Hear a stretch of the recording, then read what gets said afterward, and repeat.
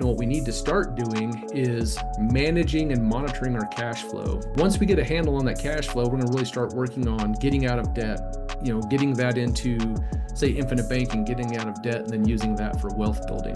So as we see the economy changing, we're starting to see the household debt continue to rise. We're starting to see the credit card debts continue to rise. We want to be sure we know how the money's flowing so we can build a plan that's sustainable. We're teaching you how to be in control of your money.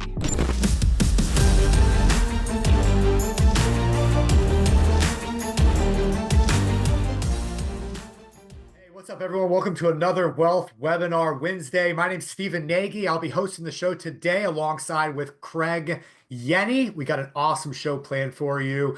Chris Naugle is flying out of the country right now to an event, and so he will be watching on Zoom with the rest of you guys, and Craig and I will be hosting. So we're gonna have a good time today. So looking forward to it. So today we're gonna get into, like we always do, essentially how to take back control of your money and solve your money problem. And the money problem we're focusing on today is going to be budgets and debt primarily. Is that what you would say, Craig? Yeah, and part of it's how do you track the cash flow coming in and out of your, what I call personal economy. So if you don't know where your money's going at the end of the month, this is a great way. So tune in. We're going to share some concepts and actually I'm going to go over some tools, and I'm happy to give those tools out for those of you that want them. But yeah, the theme really today is how do you track your cash? Yeah, and we came up with this topic for this week because we speak with hundreds of clients every single week. We start new banking systems for thousands of clients every single year. And so we have the advantage of being able to listen to what is actually going on in the real world. We have clients all across the United States of America, even up into Canada.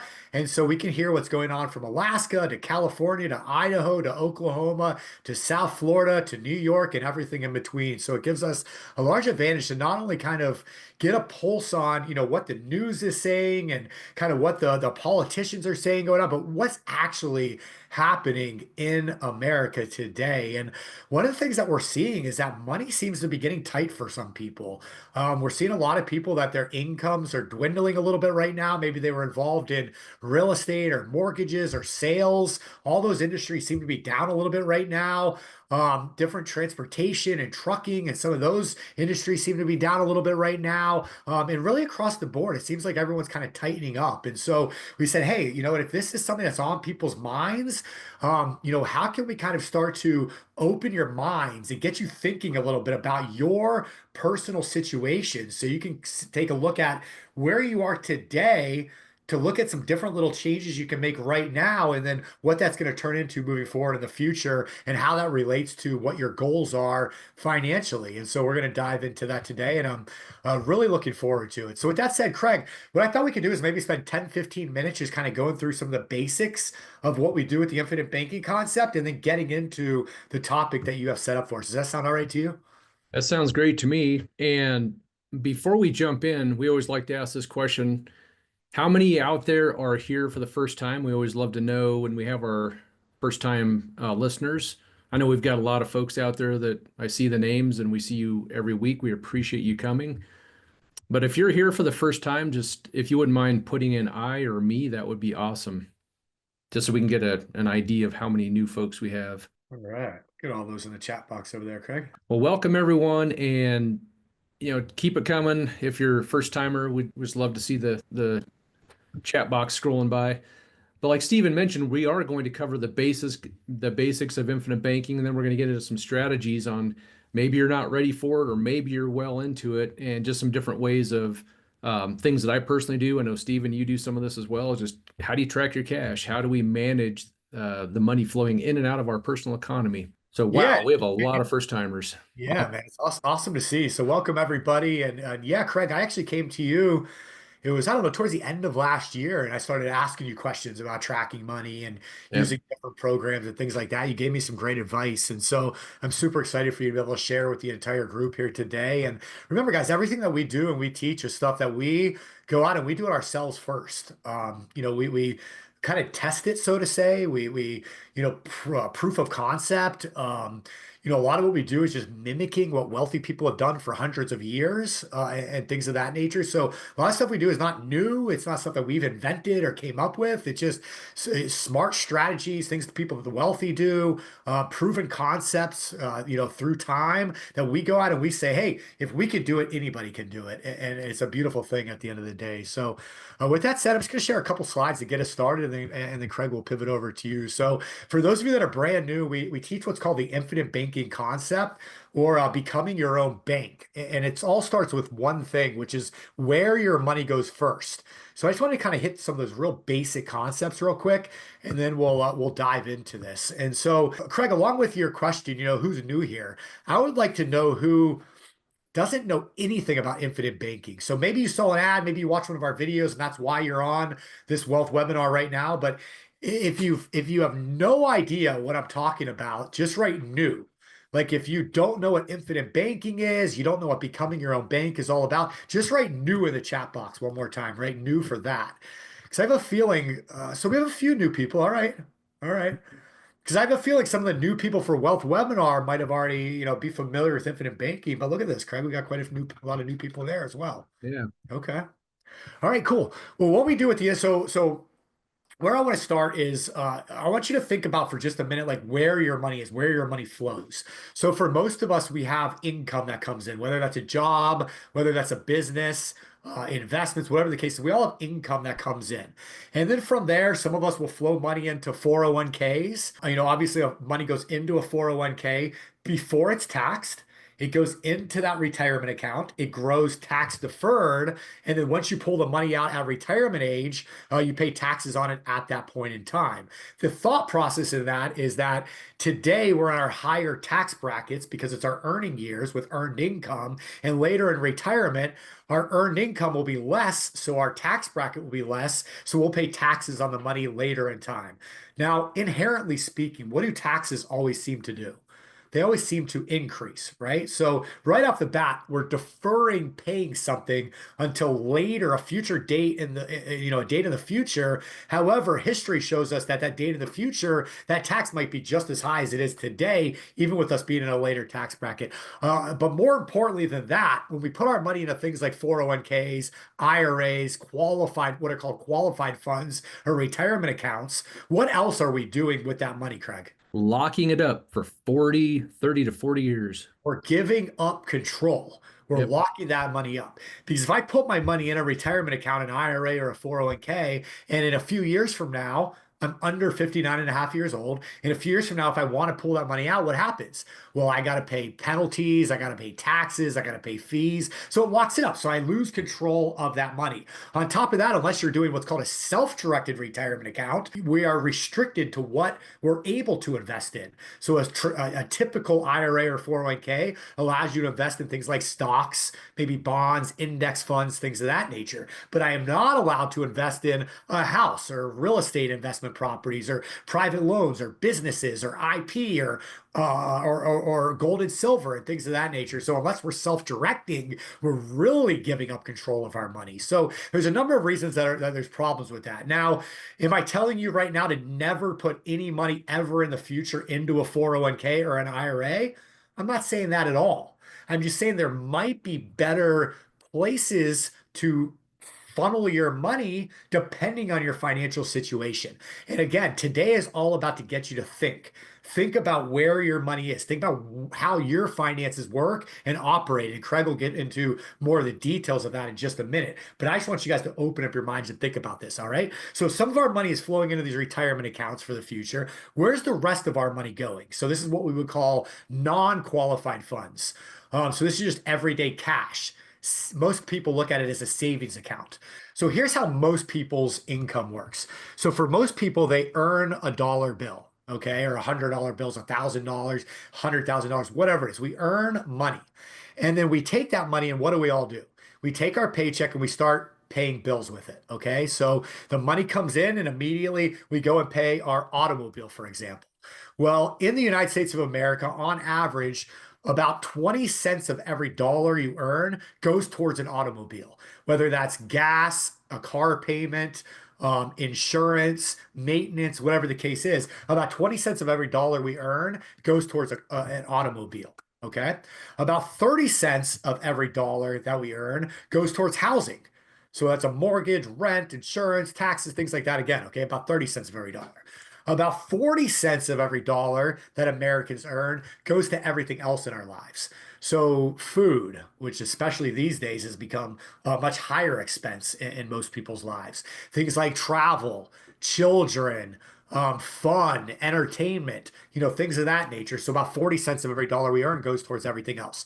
So that leaves most Americans at the end of the day, after all the bills are paid and all the expenses go out, about 10 cents of every dollar that we make go towards savings. Now, if we look at data in 2025, that savings number is drastically dropping right now, like a rock. In fact, credit card usage is over $1 trillion nationwide right now, and delinquency rates on credit cards are starting to shoot up.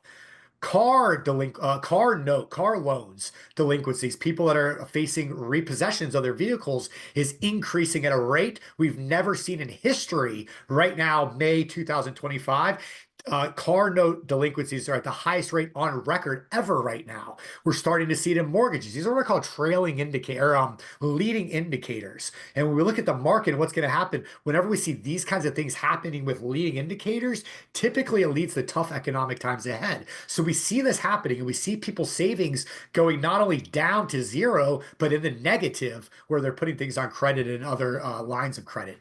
And so this is how most people receive money and spend money. They pay everybody else. And if there's anything left over at the end of the day, they put that into their savings. So we want to change that. And you'll hear us say this quite often when you watch our trainings.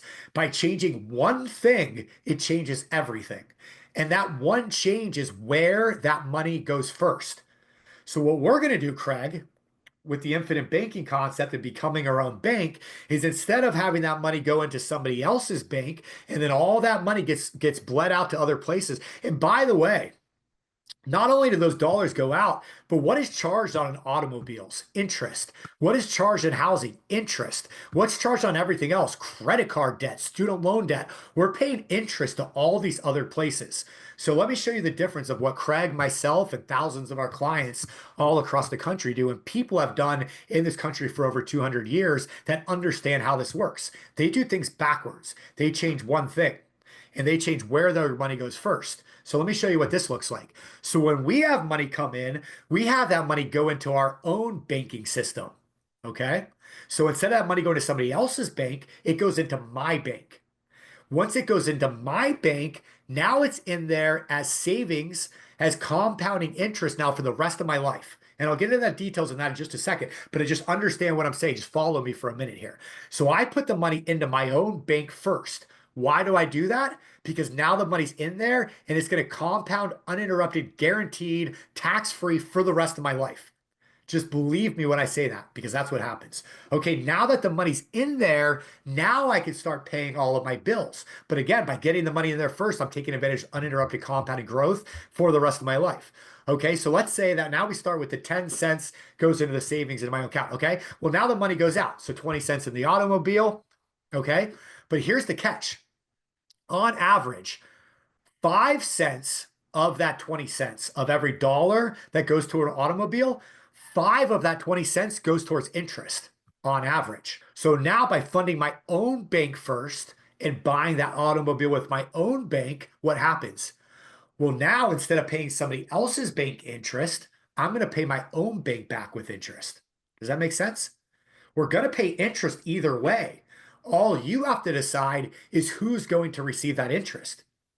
Wells Fargo, Chase, BMW, Toyota Bank, or your own bank. Where's the interest going to go? So in this case right here, we put the money in our own bank. We buy the vehicle with our own bank. Now we're paying ourselves back with interest. By making that one change right there and simply financing an automobile with our own bank instead of somebody else's bank, we just increased our annual savings by 50%. Because think about it. If I was saving 10 cents of every dollar before, and now I'm saving 10 cents plus the 5 cents in interest back to myself. That's 15 cents in savings now that I have. That's a 50% increase in my savings by making that one change right there.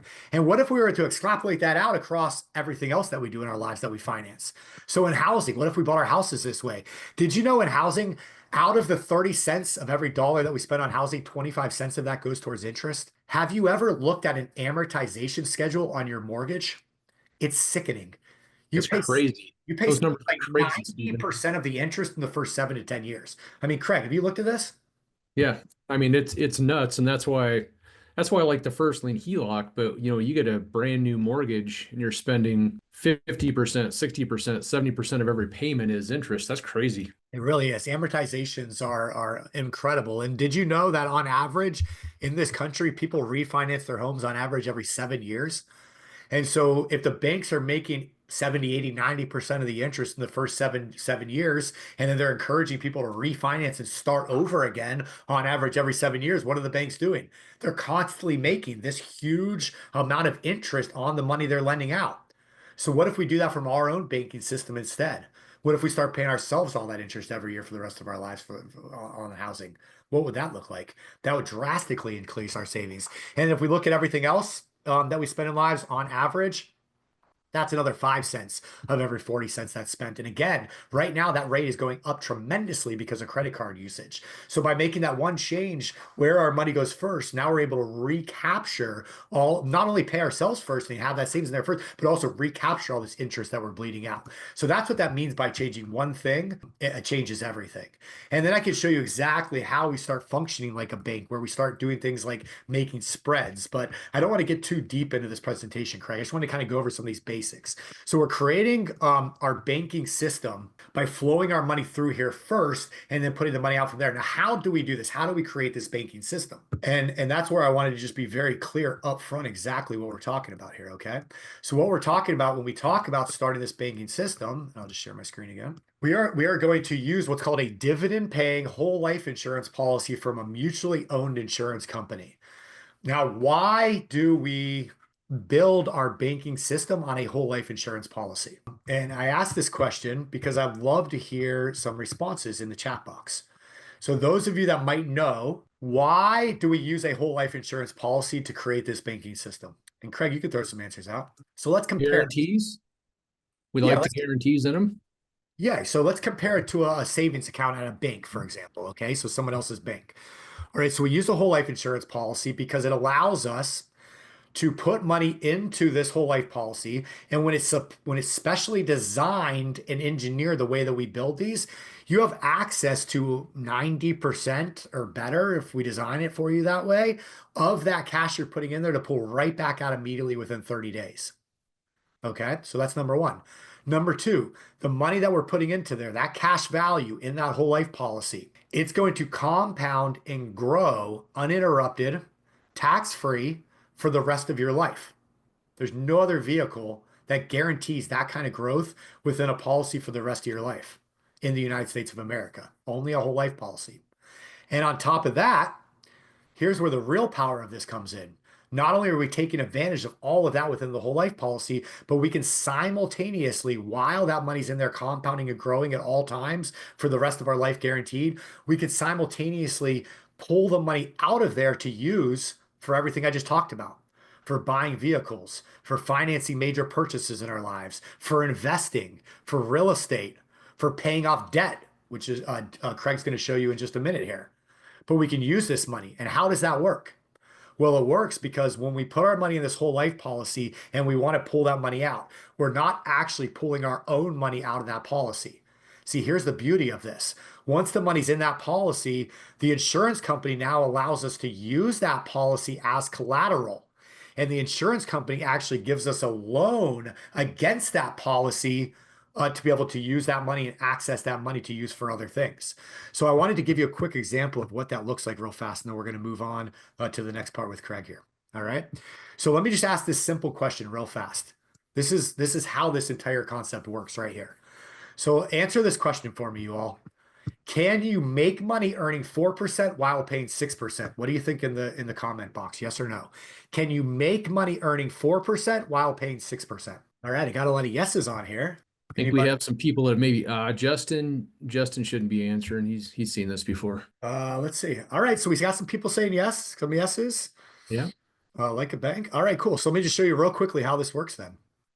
So Gabriel says, I don't see how. John says no. Frank says maybe. I don't. All right, so let me see. So how does your money flow? Can you make money earning 4% while earning 6%? Let me give you a quick example. Have all of you bought a car recently? Has anybody purchased a car recently? I'll give you a quick example. Let's just say you save up $25,000 to go buy a car. All right. You walk into that bank and you say, hi, I'd like to buy a car for 25. I'd like to buy a car. Or excuse me. You saved up $25,000 to buy a car. You walk into the bank and you say, hi, I'd like to withdraw $25,000 from my savings account. The teller's going to look at you and they're going to say, okay, well, do you mind me asking why you want to withdraw $25,000? And you're going to say, yeah, well, I mean, I don't know why I have to tell you, but sure, I'm going to use it to buy a car. The teller walks away, manager comes back over. The manager looks at you and they, okay, so hi, sir, I understand you would like to withdraw $25,000 from your account. I understand you want to use that money to go purchase a vehicle. Yes, that's correct. And they look at you and they say, okay, well, let me offer an alternative. Um, and I think you might like this, but let me just run it by you. You say, okay, well, what do you got? And they say, all right, well, instead of just giving you $25,000 cash, because if I give you the $25,000 cash, now that money's gone. You're going to own the vehicle, but that $25,000 is no longer there. So what we're going to do is we're going to allow you to use your $25,000 in your savings account as collateral. And what we'll do is we'll give you a loan so you can go buy the car. And that way, you're going to allow your money to stay within your savings account. And by the way, this savings account, it's a magic savings account because it's guaranteed to grow over the next 5 years at 4%.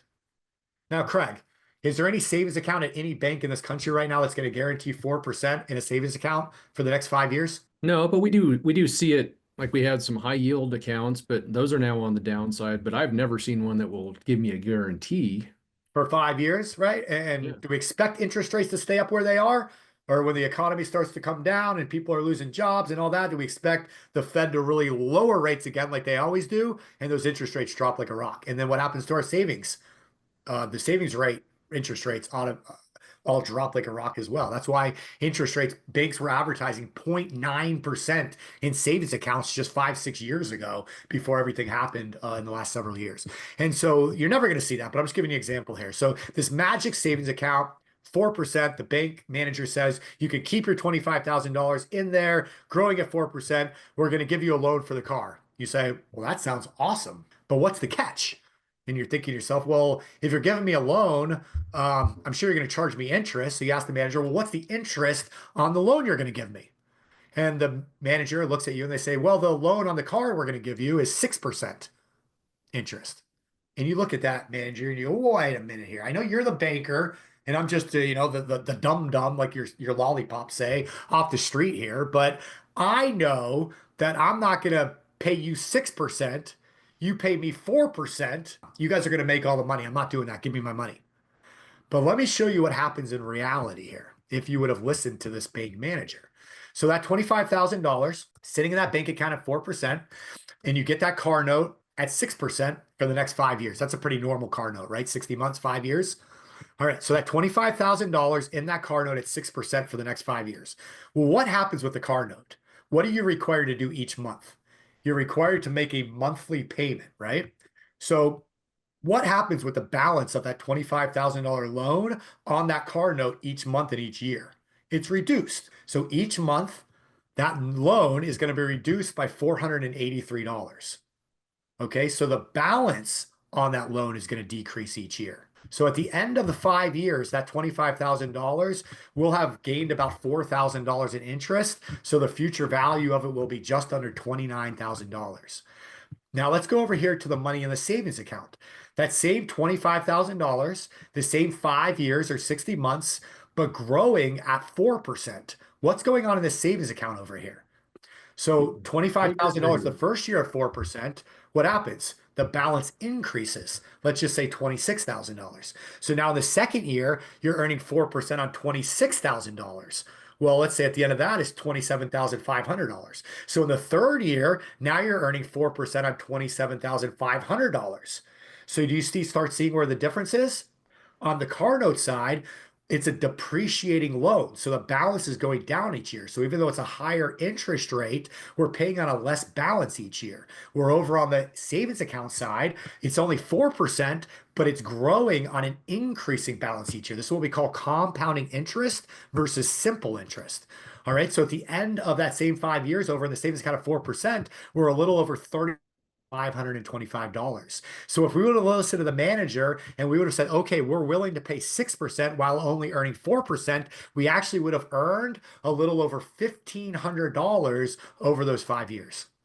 And at the end of the day, this is the basics of how the infinite banking concept works. It's changing one thing where our money goes first. It's using our system to make major purchases, to pay off debt, to invest, taking advantage of uninterrupted compound guaranteed returns for the rest of our lifetime within this policy, and simultaneously being able to use that money for everything else in our lives, earning compounding interest while paying simple interest on everything in our life. Does that make sense, Craig? Makes absolute Any, sense to me. any questions? Yeah, if there's any questions, go ahead and put them in the Q&A. I've been answering some of them. So absolutely. All right, cool. Well, if that's the basics, that's the foundation of this. And by the way, the only thing I'll mention is this is all we do all day, every day. So we are an insurance agency, the BYOB Money Multiplier. We have our money mentors who are licensed agents to be able to do these for you. This is all our team does all day, every day. We get on the phone with you. We strategize your situation. What are your goals? What are your money problems? What are you trying to accomplish? We design and create the perfect plan,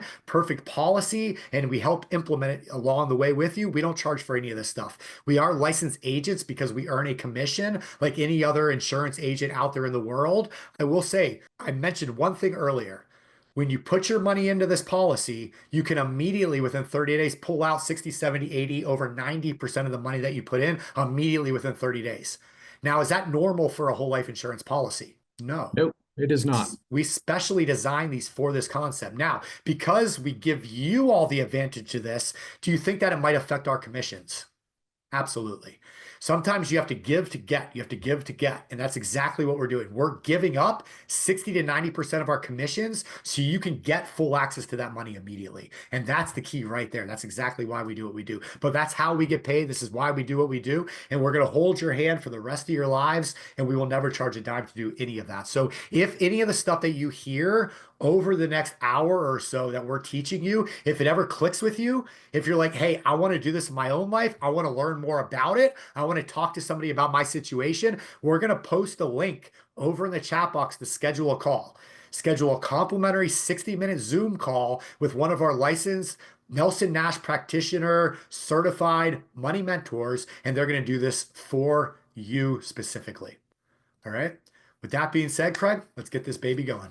Yeah, thanks for going over that. Now, what we're going to do is we're going to pivot from kind of the infinite banking, overview that Stephen had, and we're going to talk a little bit about how to prepare your finances. And you might already be doing infinite banking, and this may be valuable to you as well. So we're going to cover how to manage your cash flow. All right. So today's topic, tracking cash flow with confidence. And so we're going to talk about some different strategies and tools. But before we go through that, Stephen shared some of these numbers, and I just want to reiterate them just to kind of paint the picture on what a lot of folks, what a lot of people and a lot of families are dealing with. This is a little bit of older data, but it comes from the Federal Reserve Bank of New York, and it's talking about household debt at this time was, well over $17 trillion. And of that, about $1 trillion was just credit card balances. So as we see the economy changing, we're starting to see the household debt continue to rise. We're starting to see the credit card debts continue to rise. And I just pulled this off of Google this morning. I was just kind of curious, what does the debt situation look like right now? So these are just some categories. I find it interesting that auto loans are at 1.64 trillion. Credit card debt has creeped up to 1.18 trillion, and home equity lines of credit 402 billion. I'm in that mix. I love it. I'm using the HELOCs for other things, but this is a lot of debt that people have on their shoulders, and so I just want to get it out there that this is kind of what most people are dealing with. Now, Stephen also touched on this, but I like to show the graph. Can anyone tell me what in the world was going on with the savings rate? This is a graph of the savings rate over time by year. and it almost went up to 30, just under 35% back in 2020. Anyone remember what happened back then? Yeah, Jeremy nailed it, COVID. We had nowhere to go. There were stimulus checks. People didn't have any money to spend. So where were they putting it? They were saving it. But once the economy opened back up, we started to see that go back down. There's a little bit of an uptick. But what we're seeing is historically low savings rate, under 5%, 3%, 4%. So think about the debt. Think about the amount of debt that's getting piled on. And then you think about the savings that's happening in it, and there's just not much of it. So I call this the triple threat because we have increasing debt, we have a decreasing savings rate, and the little bit of savings that we are putting into the savings area, it's going into an inefficient tool. And so Stephen was talking about the banking system and how they're taking your money and then making money off your money. And yes, there have been some high yield savings accounts out there recently where you could get 4%. Now we're starting to see those bubble down into the threes. But historically, over a long period of time, the average savings rate is 0.42, 0.6, somewhere in that area, which is not a lot, right? So these are kind of the conditions that we're all dealing with. So one of the things that I want to start off with is just this big vanishing act. Where's the cash going? And let me ask you, if I asked you today, how much are you spending on groceries? Would you be able to tell me what you're spending on month over month? Would you be able to tell me what you spent on it last year? If I asked you what you're spending on going out to eat, or how much do you spend on an automobile? So Stephen was kind of sharing with us that segmentation of the dollar is 20% going to automobiles, is 40% going to everything else. So a lot of folks can't answer those questions. Where's the dollar going? And so I like to focus on this in terms of the income statement, the balance sheet.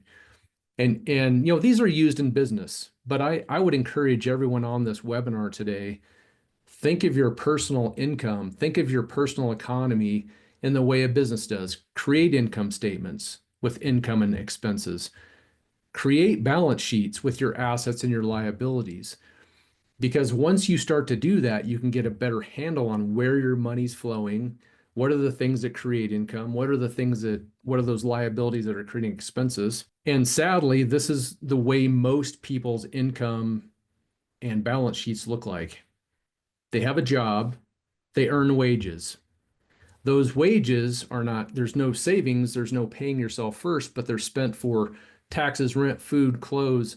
All of those things come into our bank and write out, paid as expenses, and they're gone. At the end of the month, you're left with, pocket lint in your pocket. So is there a better way we can do this? And so what most people do that have more income than they need, then maybe they're running through expenses, they'll get those wages. And what do? They go buy liabilities. They buy cars, they have student loans, they swipe the credit card too much. Well, those liabilities then flow up to expenses. So our money's just taking a longer way around. They're hitting a liability in our balance sheet, which causes to have expenses, which then ends up in the vanishing black hole of dollars, right? So it's just another way to do it. And what we want to eventually get to is where we have assets.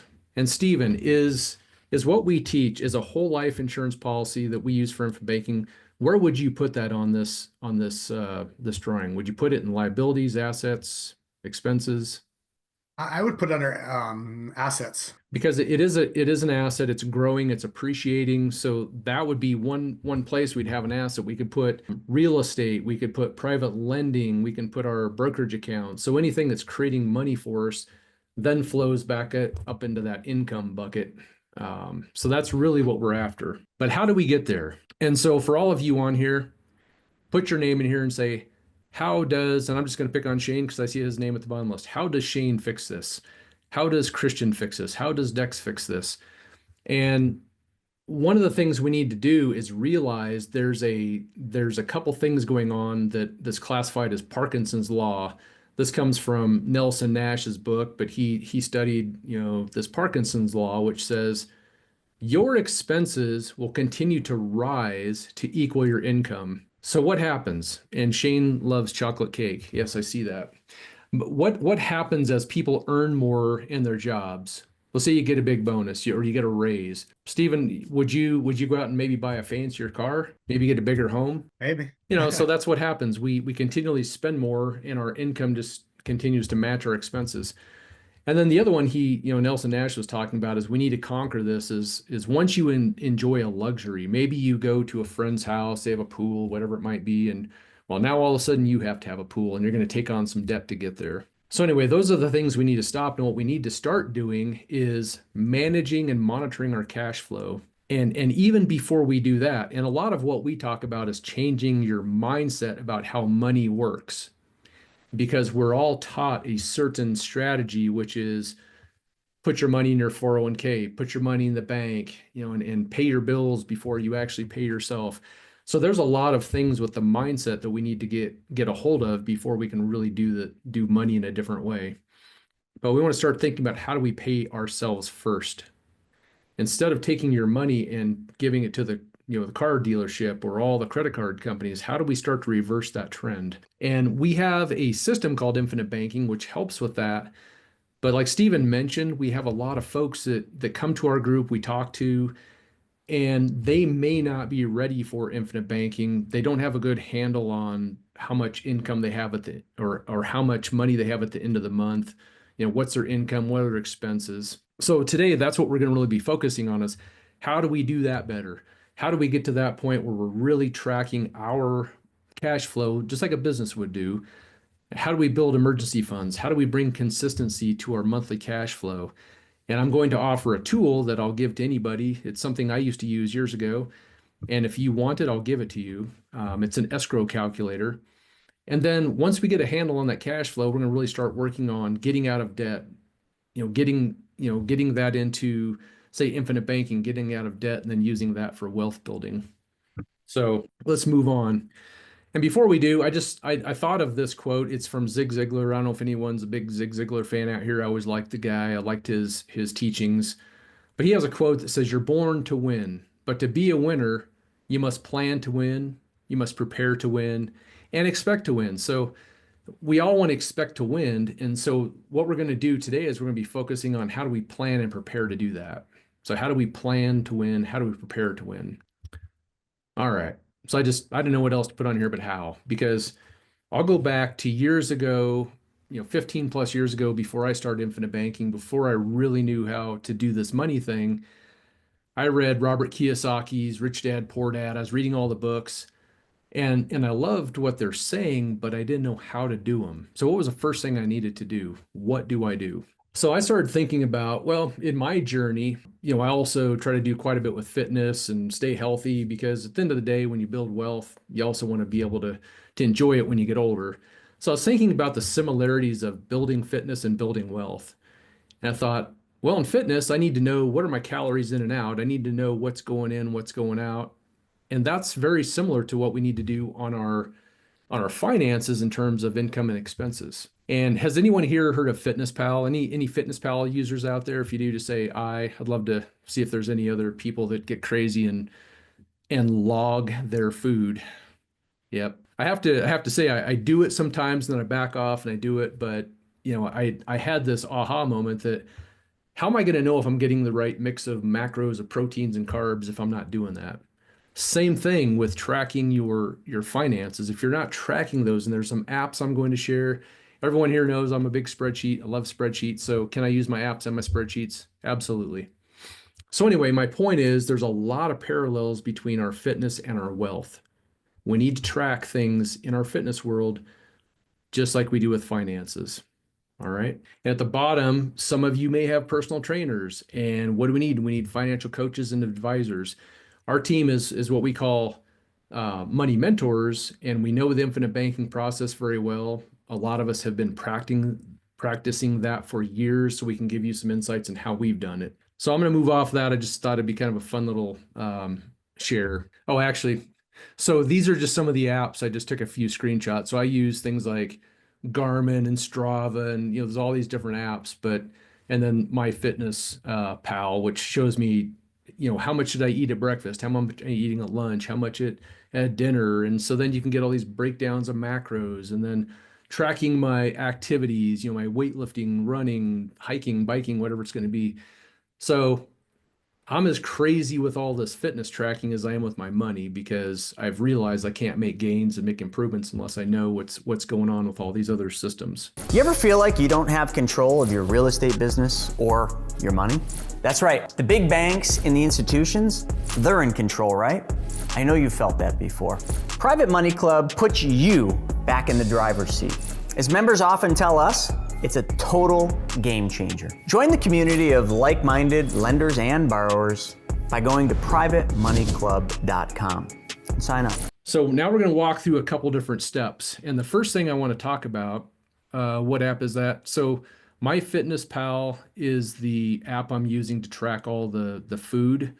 And then I've also got some other ones, Strava and Garmin Connect. All right, so now we're going to focus back on the money side. And the step one is, how do we get the diagnostics? So Stephen, at the end of the month, how do we figure out where our money went? How do we figure out how much we went out, we spent on going out to eat or on groceries? And I don't know how people figure out budgets without this type of information, but I think it's a lot of guesswork. Would you agree with that? Oh yeah, I know that for sure. I've seen it before.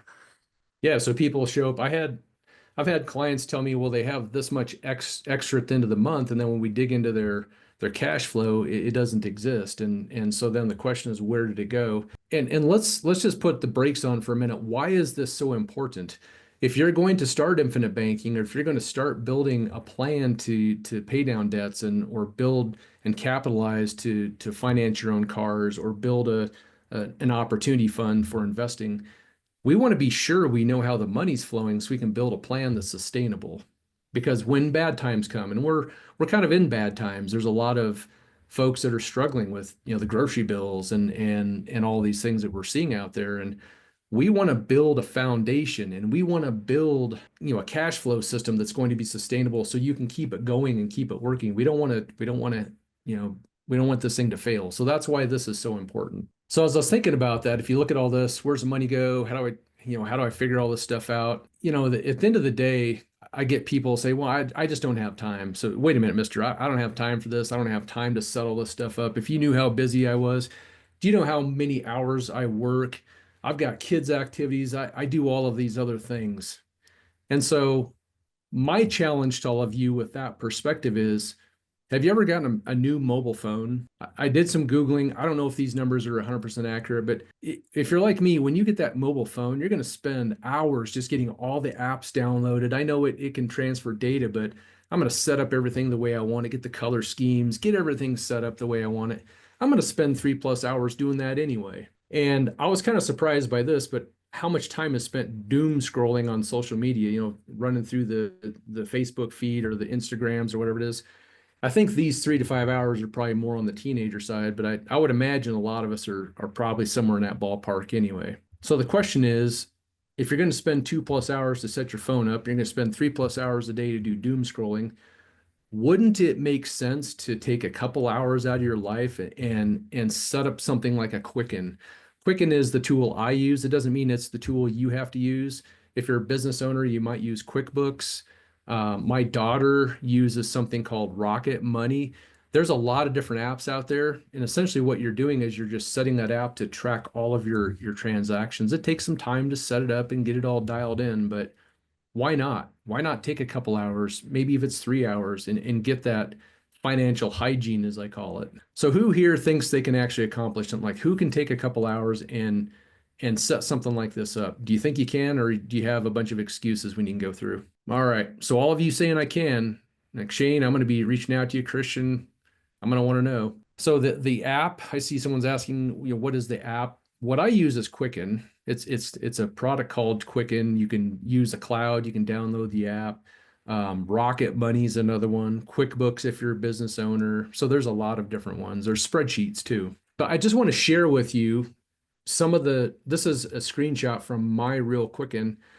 Now I've been tracking, is back in the early 2000s. I was using something called Microsoft Money. I don't know if anyone is out there that like, oh, I remember Microsoft Money. I eventually switched over to Quicken probably around 2008, 2009. And I can tell you all the way back to probably 2009 how much I spent on groceries just because I've got all those transactions. I've got every transaction downloaded. I don't necessarily need to know that, but it's just in there. So when you do something like that, you can start to see your cash flow. You can start to see what are the actual income and expenses? What do I actually have left over at the end of the month? Is that green bar dipping below that purple bar, which would mean my expenses were higher than my income? I don't want that to happen. So let's just say you're in a situation where the green bar, which is your income, is lower than the purple bar, which is your expenses. So you're spending more on a monthly basis than you're earning, and it can't be sustained, but let's say there's a few months that do that. My question would be, where's it going? Where's the money going? So you can start to dig into that data when you have all of that in Quicken. You can start to say, all right, just show me my spending by category. And so you can look at your mortgage, your groceries, your kids' activities, your dining, all of these things. These are some categories I built to help me track my own stuff. But if I was having cash flow problems, the first thing I'd look at is, well, how much am I spending on going out to eat? What's my dining look like? There's just some things we really can't cut back on. My mortgage is my mortgage. The household, I can dig into that and see, okay, what am I spending on household? What kids' activities am I spending money on? This is just the scraping the surface so that you can make better decisions on what do I do next. Well, guess what? If I'm spending too much money on dining, well, I'm just not going to go out to eat. Every time I decide to go out to Qdoba or whatever, I'm going to put the brakes on and go, I've got some salad at home. I'll just go eat there. So it just starts to give you really, really big visibility on how your money's flowing. Now, I live in Colorado, and I know some of you are out here as well. Some of you live in warm environments where you don't have the fluctuations of cold and warm. But for me, it was always a challenge of understanding what do my utilities look like over a year? And is there a way I can just kind of have one number that I pay for utilities? Because in the summer, my water bill is going way up because we live in the desert and we want to have green grass. And then in the winter, I've got blizzards and it's cold, so my gas is going to go way up. So there's all these ebbs and flows of utilities, and what I want to know is, if I just took electric, gas, and water, added them all together, what would be a sustainable number that I could just set aside every month and my utilities be paid? So that's the kind of stuff that you can start to figure out when you have this type of data available to you. And here's some of the dining. And, I kind of look back, 2016, 2017, like what in the world was going on in September? I went out to eat a lot, not even any family birthdays or anything going on there. So maybe that was one of those months where I'm like, holy crap, Craig, you better slow her down. And then you start to see the decline in October, November, December, and January. So, yep, you got to find those leaks. We got to plug the leaks. So what are we going to do here? And I want this webinar today to be action-packed. So I want you guys to actually take action. I want you to do this. Go download Rocket Money. Go download Quicken. Go down the QuickBooks. Figure out which one you want to use. Get them downloaded. Link your bank accounts. Start to categorize your transactions and start looking for those financial leaks. Figure out where your money's going. So I would encourage everybody on this webinar, and I don't see the number, how many folks we still have here, but do it. Download these applications. I think Rocket Money's got a free version. Quicken has some, I think it's $3 or $4 a month. And I'm not quite sure what QuickBooks is, but that'll be a little more expensive because it has some business aspects in it. But do it, do this, and then you might be surprised, where that money's going. Now, the second thing is, once you get an understanding on where your cash flow is, what I want to do, just like a business, they don't like big increases of either income or expenses. They want consistency. They want to know where money's coming from, and they want to know where money's going. And so what I say is, let's build consistency to our cash flow. Now, I don't think anyone on here is going to be upset if they get a large income that wasn't expected. Those are great. We can deal with those. We can handle that. But it's those great big, large, unplanned expenses that I call their cash flow crashers. So all of a sudden, you have this big expense. Everything's broken. We don't have the money to continue to run our personal economy. So here's a list of non-monthly bills. And what I want you to do is, after the webinar, sit down and think about what are all the bills that you pay? What are all expenses, I should say, that you have that are not monthly? Well, birthdays, holidays, car insurance. Do you pay your car insurance once a year, maybe twice a year? Do you have homeowners association fees, property taxes, income taxes? I don't know if I've got it all here.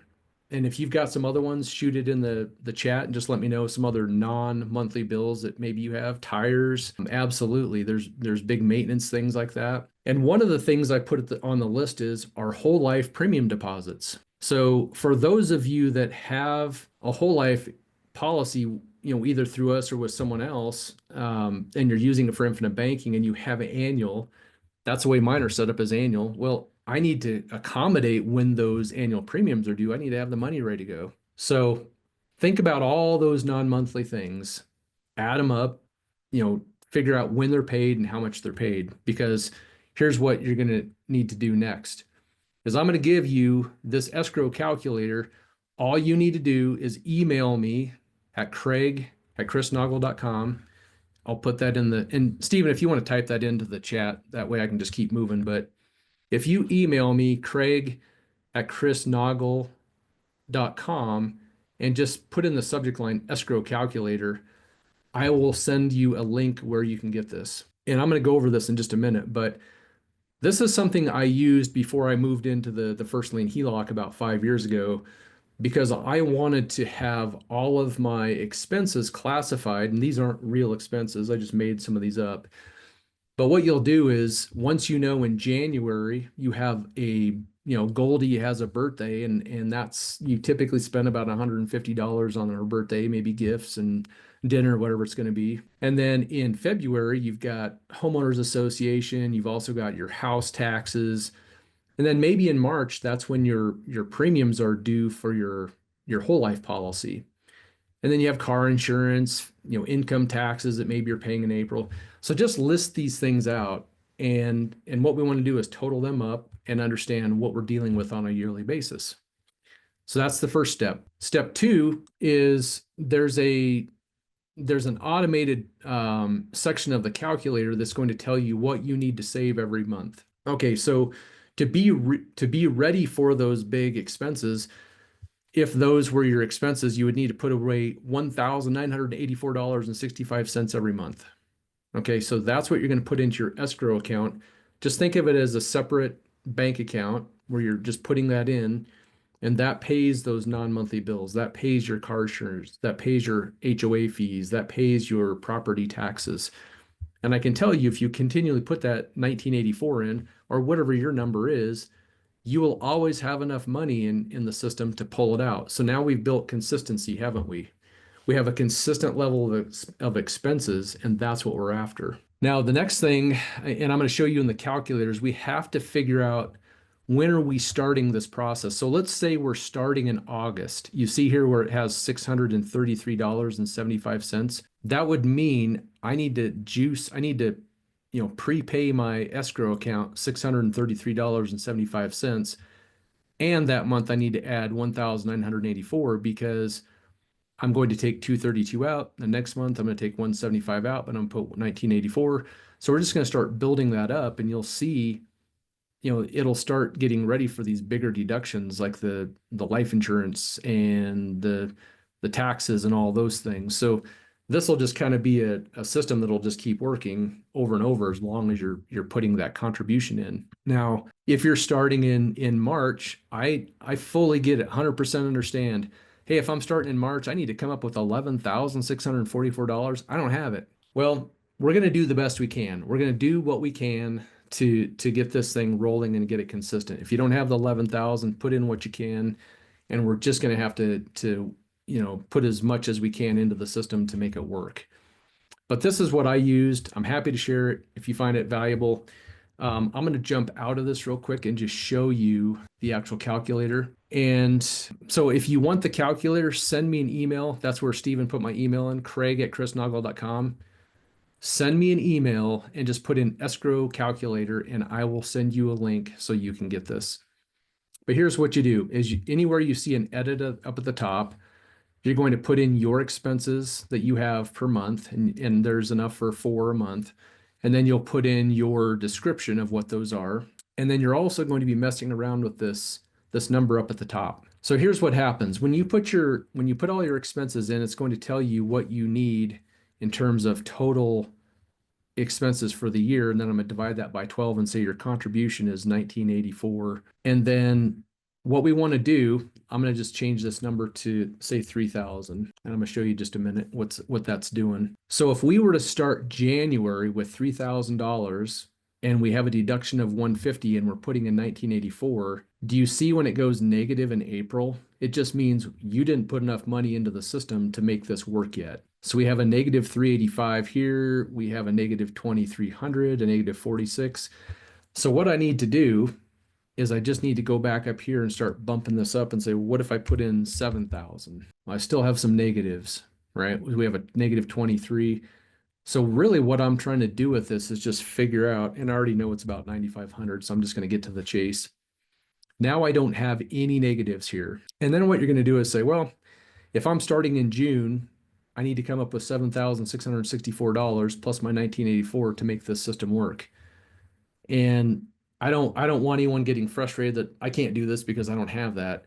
Just start putting in what you can, build up your escrow, and then as you get more money, try to get your escrow. It may take you a year to make this work. I found this very valuable to help keep my expenses consistent. Hopefully it works for you. I've got a few folks I work with that are doing this, and it's really helped them bring some consistency to their personal cash flow. And Dex, you're right, just get started. All right, we have this thing called emergencies and unplanned expenses. Has anyone had a car breakdown? Just had one yesterday, as a matter of fact. Got a truck and it blew I think it had a misfire, and I've never seen this before, but it blew the coil cover right off the spark plug. And like, wow, something's really wrong. So anyway, it's sitting out in a field somewhere. I got to go get it later. Car repairs, medical bills, we have broken arms, broken legs. Sometimes we have job loss, broken phones. And the reason I put broken phones in here is it's like at the end of the day, some of these phones are $800-900. It's just not something we absorb into our cash flow. Pet injuries, appliances repairs. And I was kind of Googling around and I found this Bankrate quote where it said 56% of Americans can't cover a $1,000 emergency with their savings. And it really made me stop and think, where are we one emergency away from our cash flow just completely breaking? Are we one emergency away from just financial desire, financial, explosion, cash crunch? So these are the things that we're talking about. And I do realize that this isn't going to be fixed overnight. But just like Dex said in his quote, just get started. Just get started, because if you start building your escrow, start getting your cash flow understood, these are the things that I have found over the many, many years that help me get to where I have gotten to. So the next action step. So our first action was we're going to download either a Quicken, a Rocket Money, something that you want to use, a QuickBooks, whatever it's going to be. You're going to download that. You're going to start classifying your transactions. You're going to get some visibility in your cash flow. Action 2 is you're going to reach out to Craig at chrisnaugle.com and say, Craig, I want that escrow calculator. I'm going to send it to you, and I'll send you those instructions that we went over so you know how to use it. And you're going to start building some consistency to your monthly budget. And you're going to start working on that emergency fund as much as you can. So these are the things that we're going to do as next steps. And then from here, I'm going to kind of switch gears into focusing on debt. Now, for the folks out here with us today, if you have credit card debts running a balance, if you have car loans, if you have student loans, go ahead and put I in the chat. I just want to know kind of who we have out there that may have some debt on the books. Okay. All right. So here's what I suggest you do. And if you also want this spreadsheet, I can send this out, but it's just what our team uses to gather the debts. The first thing we have to do is list our debts. Get our debt profile. So for every debt you have, maybe you have an F-150 truck loan at $24,500. Maybe you have a Visa card with a $12,340 balance. list those balances out and the debts, list out what interest rates you're paying, list out your minimum payments and your actual payments. And then if you have anybody, or if you have any cards that are on a 0% introductory period, so see how this Chase card is $8,700, but it's 0%. Well, in November, it switches over to a 29% interest rate. If you have those, go ahead and list that out as well. So what we're going to do is we're going to list out our debts. You're going to, and Stephen and Shauna can put our round robin link in so you can book a call with one of our money mentors. But if you come to a meeting with our team with this information, we can start to help you figure out what makes sense in the debt structure. We can also talk about if you've been tracking the cash flow like we've talked about today, and you come and say, hey, I've got about $750 a month I can allocate to the system of paying down debt and paying myself first. We'll put a plan together for you, but this is the next step that we really need to do is just get the debts, right? Yep, we had Bucky Doe and now Bill Fold. So these are all my fictitious people. Bucky Doe is, I've got a whole family. You saw Goldie Doe had a birthday before, but that's my Doe family. And I've seen some comments, people saying, wow, 29% interest, and I see it all day long. I mean, we have folks running balances with cards. They're stuck in a spot that's challenging. So they do have some credit cards at 23, 25, 28, 29%. Student loans that are structured to never pay off. And these are the things that we want to bring to light and just say, kind of, here's how things are structured, and is there a better way to do it? All right. So let's continue on. Now, when we talk about debt structure, the first thing we're going to do is list those out. And then what we're going to show you is if you just paid those debts off one by one, and this is how, unfortunately, most people pay debt. If you have $11,987 of debt and you're paying $299 a month on that debt, what do most people do once this Freedom Card is paid off? What do they do with that $299? Can you put in the comments? What do most people do when they pay this card off and they have this $299 freed up? Where does that money go? Yep, you guys are on it. They spend it. And so is there maybe a better way we could maybe take that and leverage it for the other debts? But you guys are exactly right. People spend it. And so if you were to pay down the debts that way, where you pay the Chase card off and then you spend the $299 and you work on paying the Visa, and eventually you go spend that $162 and then eventually you pay the car off and you spend $407, you're going to spend about $18,000 of that $41,000 of debt in just interest. So remember at the beginning of the conversation when Stephen was sharing with you the amount of interest that you're paying to everybody else?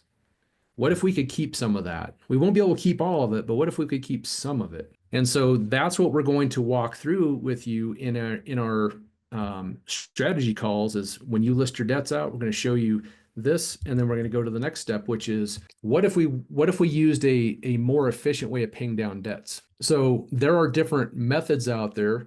I'm sure most of you have heard of Snowball. Snowball is where you take the lowest balance debt and put everything towards that you can to get rid of it. When that's gone, you take that payment and you go to the next debt. And so you keep stacking them, you keep stacking them and stacking them. So the Snowball is one method, and that's really based on lowest balance to highest balance ordering.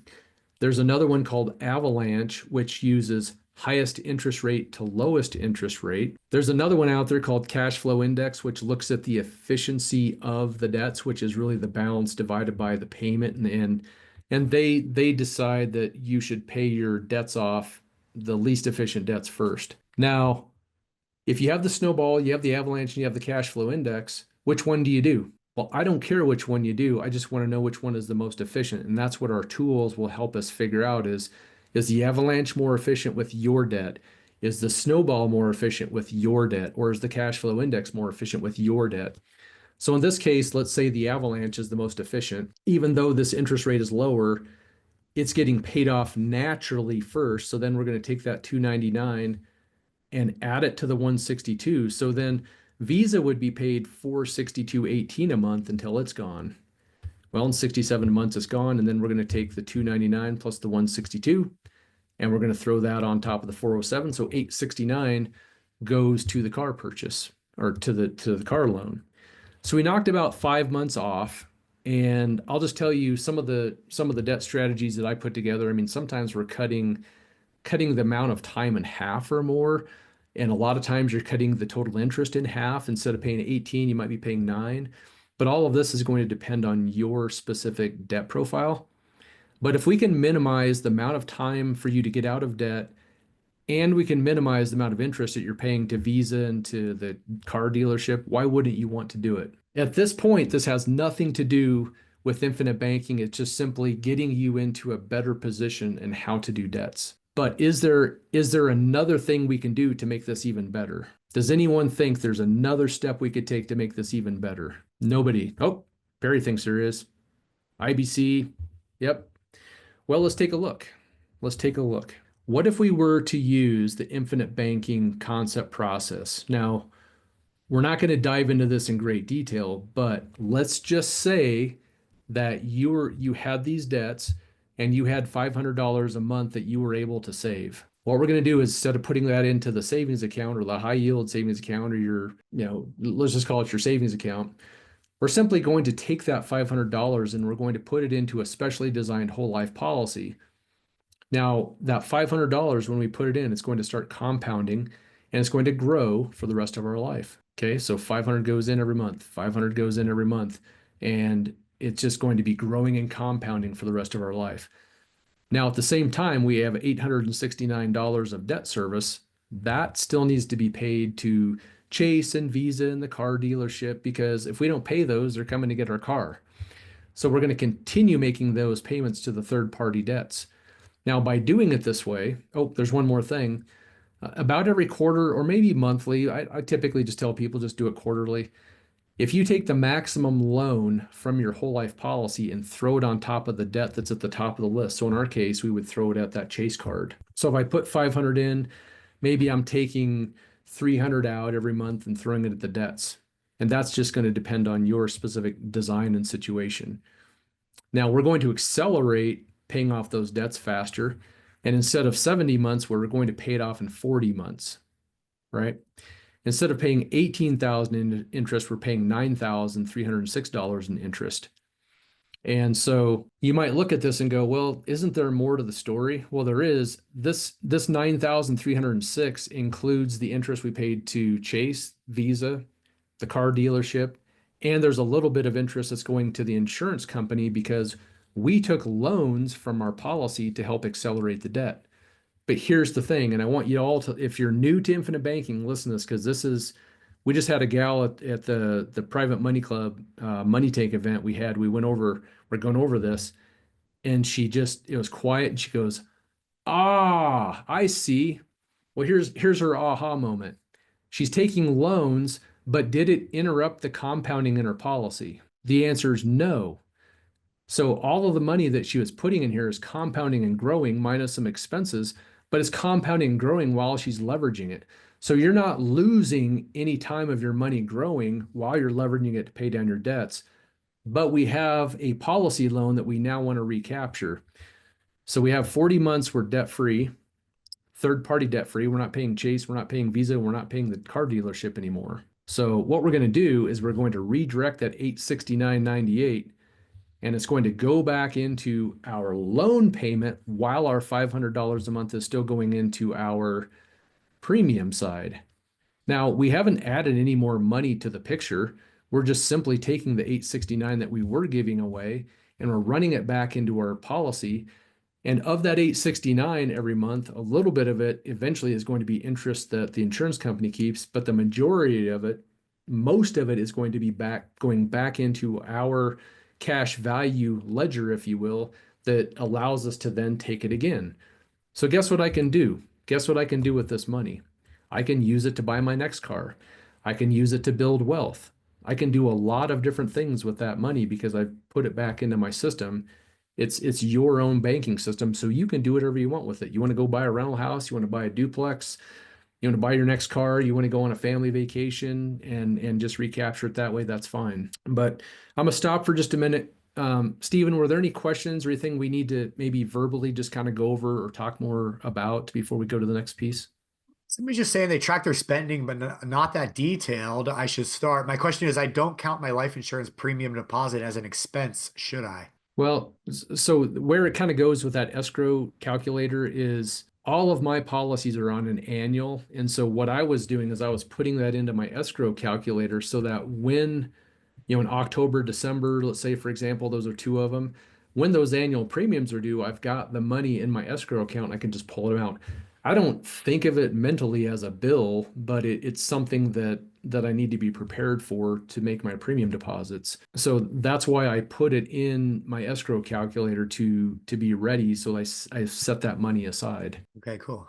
Larry's saying, do you suggest instead of depositing my paycheck into my checking account and pay my monthly bills, deposit it into my whole life policy and pay my bills from the policy? So it's a great question. We get that a lot. What we can't put our whole paycheck into the policy because the insurance company is going to allow you to put 20 to 25% of your income into the policy. And the reason they're setting it up that way is they want it to be sustainable. Because if you start a policy and then you can't keep it going, who loses? The insurance company loses because it takes almost what was it, Steven? 7 to 8, 9, 10 years before the insurance company is actually making money on the policies. That's what I've heard, yeah. So the insurance company wants you to be sustainable because they lose money in the early years. You will lose because you're not going to get all the money out that you put into it. So it's just kind of it's one of those things where we want to make it sustainable. So that's why they won't let you put 100% of your income in. Now, over many years, you can get more and more income into multiple policies, but not initially. Now, the next question is, would you want to fund a policy and pay expenses? I personally don't like that because if you have debts, let's use it for debts. If you're going to buy a car in the future, let's get your system capitalized so that you can, finance your own car. Or if you don't have any debts, you don't have car purchases, you don't have any major purchases, start using that as an opportunity fund to invest and make more money. So you'll be making money in the policy. You'll be putting that money to work in another area of something like and understand, and you'll just be making more money in your own personal economy. So those three things outweigh just trying to buy bread and gas with your policy. And can you do it later in life as your policy matures? You can, but I would focus more on debts, major purchases, and investments. Those are the three main things I would focus on initially. Cool, man. That's Okay. Anything else? No. Okay. So, and that's really the next piece is, if you've gone through all these steps, you're tracking your cash, you've built your escrow calculator, you've brought some consistency to your cash flow, you've paid off your debts, you've capitalized your policy. Let's start doing some wealth building. And this is another thing. You can get on a call with our money mentors. You can talk to Steve and you can talk to myself. And this is what we do as we start building wealth with the cash value that's available. And in order to do that in a safe way, you want to find something that like and understand that you can invest in. A lot of us do private lending. If that's something you want to get into, we have resources for you. And we want to start thinking about how do we build cash flow? Because I go back to Robert Kiyosaki's book, and he's also got a game called Cash Flow. Has anyone played Cash Flow?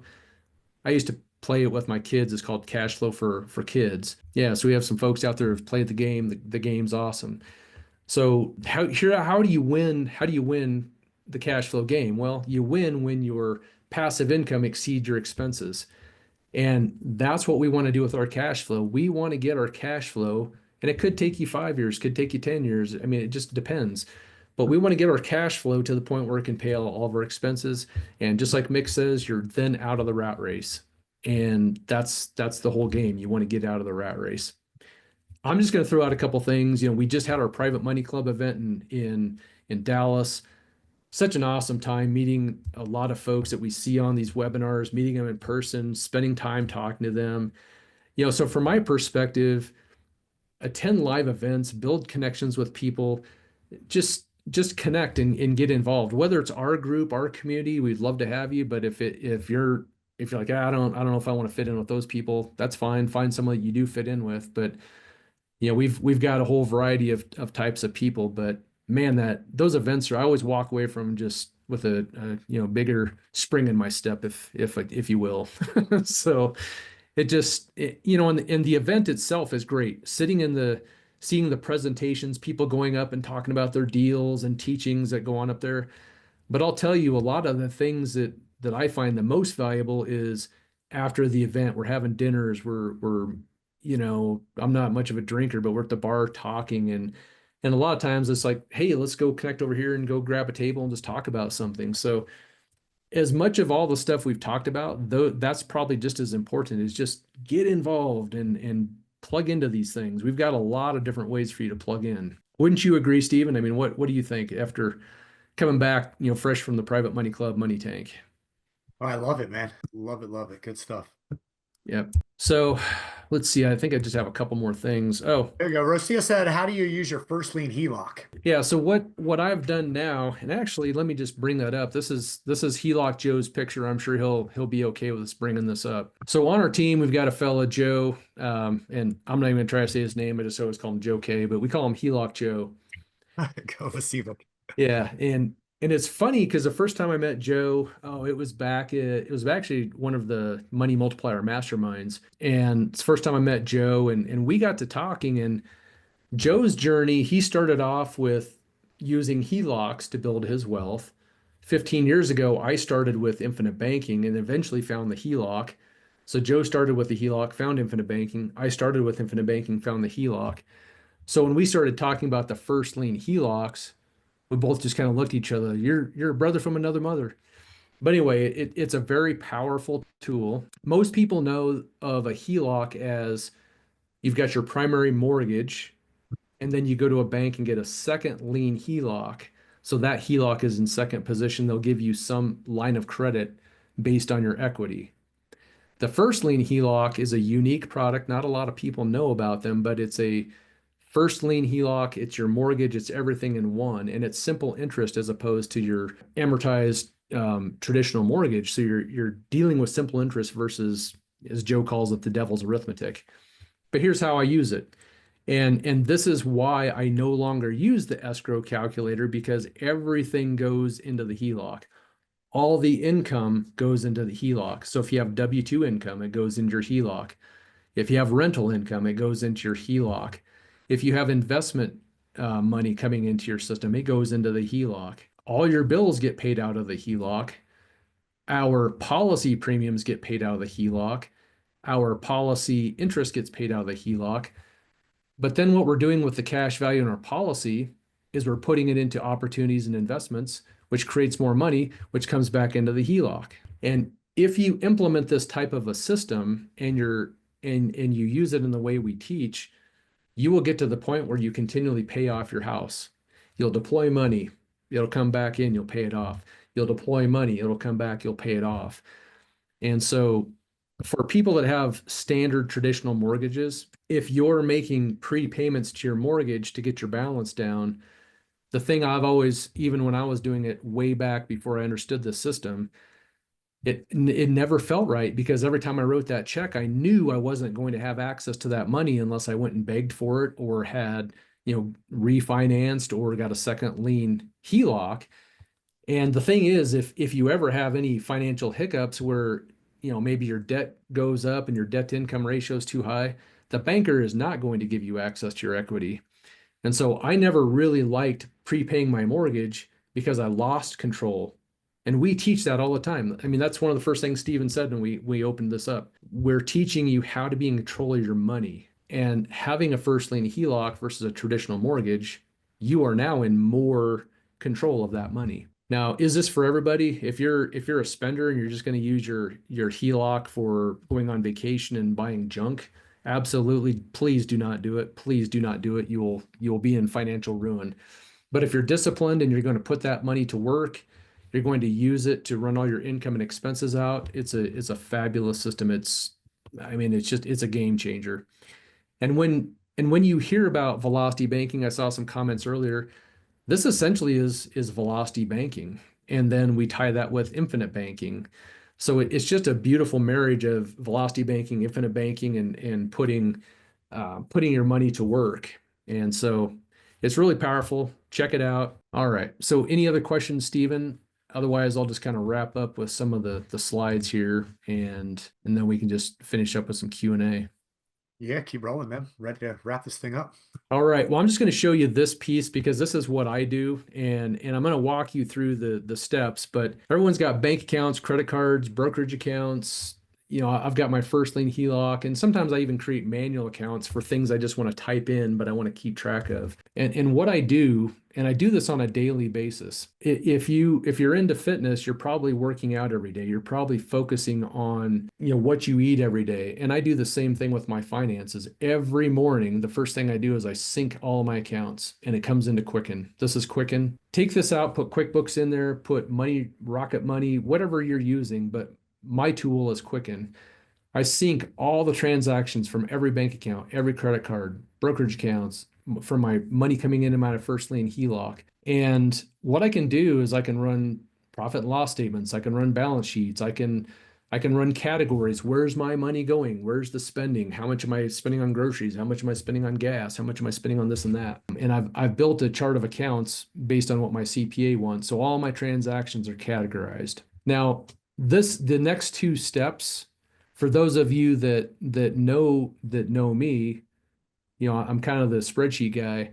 I take all the raw transactions, and I dump them into my spreadsheet. And then what I do, and this is just customized for what I do, but I run queries so that I can understand my own financial situation. I have a living financial statement that I look at every day. I look at my investments and my capital at risk and how much capital is clear and how much capital I have out working. And, you know, I track income, where it's coming from, and, you know, is it on track with last month? And so I really nerd out on this stuff, but the reason I nerd out on it is it just helps me manage, and it helps me make decisions on an opportunity comes up, and I go, well, I don't feel I'm in a position right now where I'm going to deploy more. Or I might look at the opportunity and go, yeah, I'm in a position I'm ready to deploy more, so I'll deploy. But that's just the point. I mean, you can build your system as robust as you want, but at a minimum, please do something like this where you link all of your transactions to a tool so you can get some visibility on that data going in and out of your system. So that's all I have for you. Love to go through some Q&A. Happy to go back and revisit anything if there's anything that was a little bit ambiguous. Happy to jump back into it. All right, cool, man. I love it. That was great. What do you guys think? All right. So who's going to take me up on the challenge of getting those transactions? If you are going to download something and you're going to start tracking, just put in the chats. I want to know how many people are actually going to sign up and do this. All right. You guys are making my heart happy. This is awesome. All right. Sheets. Yes. Okay. Yeah, get her done. And then I'm really looking forward to anyone that sends me an email once the escrow calculator. I'll just put my email back in here. Just send me a note that says in the subject line, escrow calculator. Yep. And Frenchie, a cash out equity is just like a refinance where you, if you have equity in the property, let's say your mortgage is $200,000, your house is worth $300,000, so you remortgage it for $250,000. That's $50,000 in equity. So basically, they give you that $50,000 in equity when you refi. That's all that means. Yeah. And then we have Ask Me Anything starting in a little less than 2 hours. So at 4:30 Eastern, you can join us on YouTube or on Facebook, and we'll be streaming Ask Me Anything with the Money Mentor team. So we'll be answering all these questions for an hour straight with everybody. So if anybody thinks of any additional questions or anything outside of this, definitely join us at 4:30 Eastern, and you can find out how to access that. I'll put the link over in the chat box so you can hop on there later today as well. Yep. And the replays are all going to be on Chris Naugle's YouTube channel. So for all the folks that are new, go out to the Chris Naugle YouTube channel. Make sure you subscribe because we have a lot of live events. You know, Stephen and Chris do a WTF every Wednesday morning. We have our Ask Me Anything. We have our wealth webinar. So you get notified when we're going live. So go to Chris Naugle's YouTube channel. Make sure you subscribe. That'll get you the notifications when we're going live. And then all of the replays are there. And Stephen, so this replay that would go out in what, by Monday? How long does it take for replays to hit? This replay goes out Saturday, I believe. Saturday. Okay. Yeah. So thanks, Sean and Stephen. So Saturday, if you want to go back, I've saw some comments, hey, I want to, show my adult children, this webinar, then you can go out there. All of our previous wealth webinars are out there. So everything we've been doing for years, it's all out there. So if you want to dig into different topics, and we've been into some things pretty deep on the policies and how those work. So there's a lot of cool stuff out there. Let's see, Sonia's asking, how are you tracking your first lien HELOC interest charges as personal or business with the all-in-one pot? So I'm tracking that all, if you have a first lien HELOC, let's just say it's in your name, and maybe you're going to track all those expenses as personal. So what I do is I try to put as much as I can on a credit card. So swipe the credit card for my food, I swipe the credit card for my gas. And then what I do is I'll use my first lien HELOC to pay the credit card at the end of the month. And then when I track it, I just track it as, groceries or whatever it's going to be. So all of those transactions coming in and out of my all-in-one HELOC is, they're just personal expenses. But, I know Dave Ramsey and some out there are not fans of using the credit card, but if you're paying it off every month, then why not swipe, get the points and then just pay it off in your HELOC and then run all your income in. So that's kind of how I've been doing it. And Chris, it sounds like Chris is on the same path there. Andy's asking which first lien HELOC I'm using. I am using CMG's all-in-one product. We do have some other companies that we can recommend. So CMG, there's a first lien HELOC folks. So we've got some different connections if you're interested in that. And then if you're interested in using a first lien HELOC in an investment property, CMG is one of the few that I know that will allow that on an investment property. So Perry's saying I'm equity rich and cash flow poor. I mean, the first lien HELOC, Perry, if you can qualify for it, is an awesome way to crack open that equity. And that's what a lot of us have taught here is tapping into those, the pile of equity and putting it to work and using it for something you want to. Lee's asking, what is CMG? It's the mortgage company. CMG is a mortgage company. And if you go out and search all-in-one loan, that's CMG. Okay. All right. Looks like we've got any other last minute questions. Please put them in the Q&A. We're happy to answer them, but looks like we're kind of winding down here. Yep. Sounds good, man. So schedule those calls over in the link in the box, mentors.beyourownbanker.com. And again, if you think of anything else, join us at 4:30 for Ask Me Anything. Otherwise, we'll be right back here next Wednesday for another episode of Wealth Webinar. So appreciate everybody being here, all the new people. Hopefully you got something out of today. Those of you that have been around the campfire, something new, pretty cool. Definitely. Thank you, Craig, for spending the time to put all this stuff together. And we'll catch you guys in the next one. Thanks. Bye. Thank you all. All right, so I hope you guys enjoyed that episode. We're putting up tons of them, but I think if you like this one, you'll probably like that video as well. Not only that, I've got a book that I created, Mapping Out the Millionaire Mystery, where we actually show you what the wealthy do in the game they play with money. I want you to have that for free. And if you want to know about all my new videos coming up, click that alert button. Actually, smash that alert button, and you'll be notified every time we put a new video. So we'll see you on the next episode.